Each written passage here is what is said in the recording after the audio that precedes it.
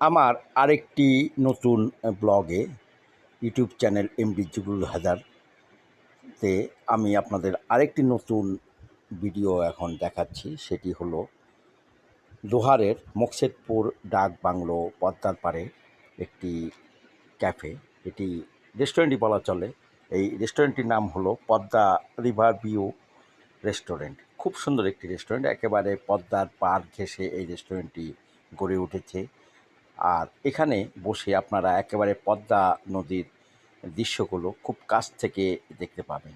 এখানে তাদের কিছু চৌকি রাখা আছে একেবারে পদ্মার পাড়ে। আর খাবার, এখানে খাবার পাবেন আপনারা খিচুড়ি, হালিম, চা, তন্দুরি চা, শাহি চা বা এই অন্যান্য আরও যেসব নাম দেওয়া হয় সেই চাগুলি পাবেন।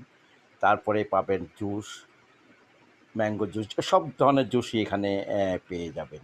আর বসার জন্য প্রচুর এখানে জায়গা আছে, বেশ কিছু ছাউনি এখানে রাখা আছে, সেখানে বসেও আপনারা এই পদ্মা নদীর দৃশ্যগুলো দেখতে পাবেন। আর এই জায়গাটি যদি আপনারা আসতে চান তাহলে আপনাদের আসতে হবে ঢাকা থেকে পোস্তগোলা পোস্তগোলা বা বাবুবাজার হয়ে আপনারা চলে আসতে পারেন ফুলতলা বাজার। তারপরে ওখান থেকে অটো দিয়ে চলে আসবেন মকসেদপুর ডাক বাংলো।